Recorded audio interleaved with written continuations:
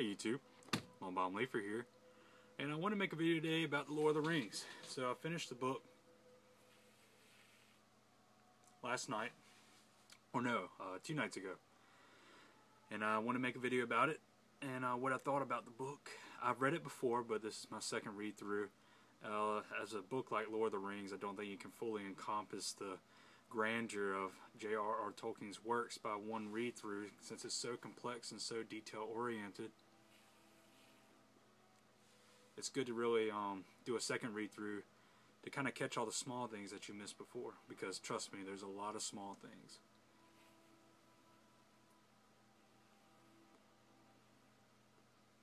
So, first off, let me start by saying that I really enjoy reading The Lord of the Rings. I think it's a fantastically written book, especially if you're a patient reader. It's not a Harry Potter. You know, it's not a very fast read. It's not a very quick read. It's written for someone who enjoys the fantasy universe aspect that Tolkien offers. So going into that with that knowledge, it's very easy to enjoy. And this is a book that you want to read slowly. It's not something that you want to really dive into and read 100 pages in a night, which I've done before and been late. And been almost late waking up because I was so tired. But yeah, it's a wonderful book. I would recommend everybody to read it. But there's a few things that are left out in the movies. Actually, more than a few things, but some great things that are left out is, I would say first, going from the Fellowship, I would have to say that the time frame of when Frodo leaves the Shire is definitely skewed in the movie. It's actually a pretty large period of time. I can't remember if it was 20 or 40 years between the time where Frodo was the Keeper of the Ring and he had to leave. But it was a pretty large period of time. But they left out Tom Bombadil, which I would have liked to see. I would like to at least see what they would have drawn Bombadil up as, and Goldberry as well, the River's daughter.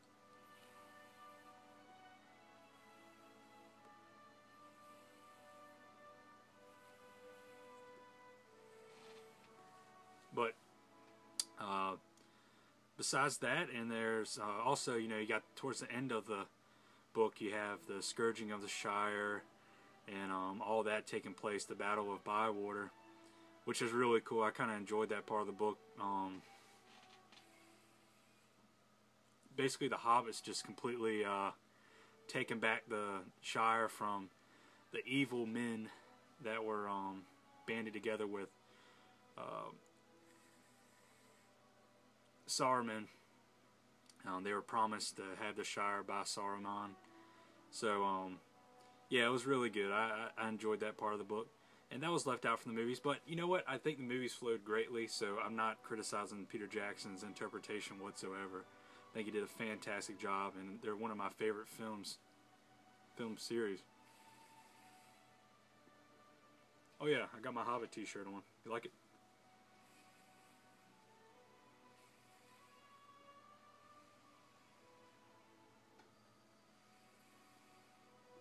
I'm smoking some Hobbit's weed in my McQueen pipe, which is amazing. But favorite parts of the Lord of the Rings, if I had to choose one book, what would be my favorite book? Man, it's really hard. Probably The Two Towers, though, because I really like Treebeard and I like the Ents. Treebeard's part is amazing. I wouldn't say that Treebeard's part in the movie is my favorite, but definitely in the book it is. Tolkien did a great job of forming his character and his dialogue, and they're very interesting creatures.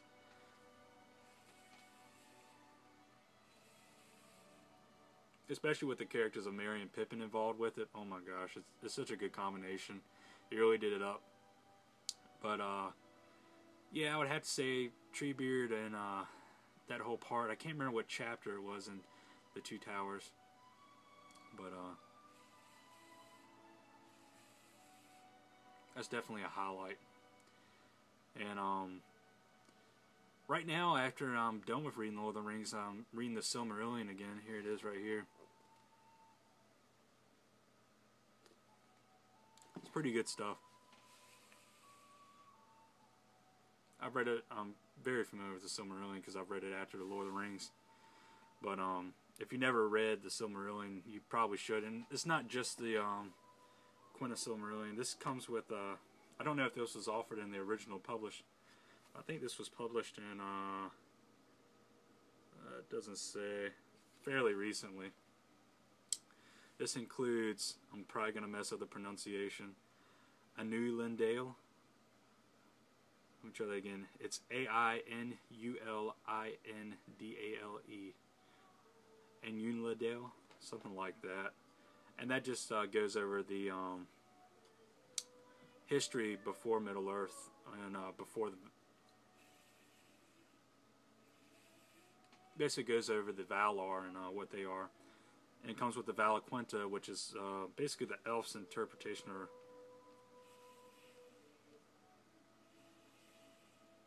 It says account of the Valar and Maiar according to the lore of the Eldar, which is a group of elves.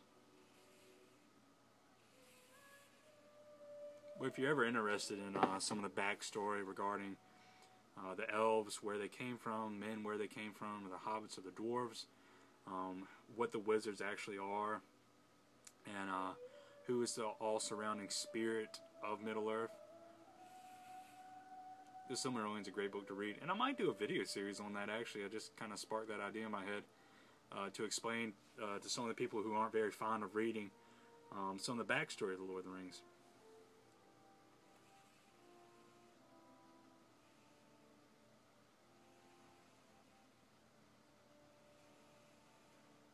But yeah, I would definitely recommend reading the Silmarillion. I'm also going to dive into more of the histories of Middle-earth. I've read the Book of Unfinished Tales, Part 1 and Part 2. Beyond that, I haven't really ventured too far. I'm aware of what the books are about, but Tolkien's, he's just got a wealth of literature about Middle-earth and, his fantasy realm.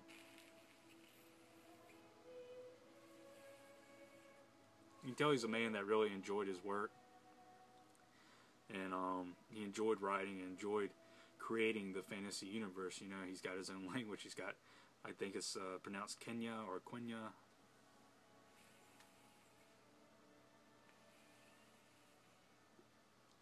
Pipe Wizard 86 is really good. With the Quenya, he made me a little inscription. I might put it at the end of this video. If not, I'm going to put it on another one. It's my name in Quenya. I believe it's Quenya. And Quenya is the elf language.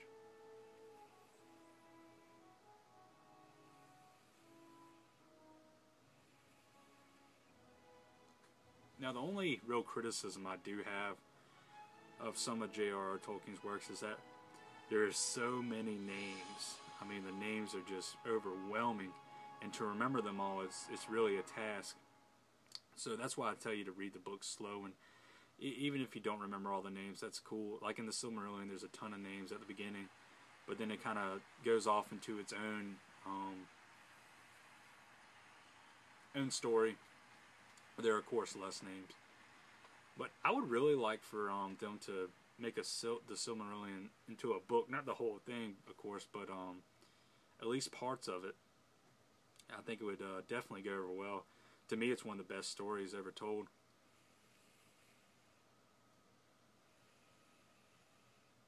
It definitely includes one of the best love stories. I'm not going to provide any spoilers, but it's great. Definitely a great story and great romantic.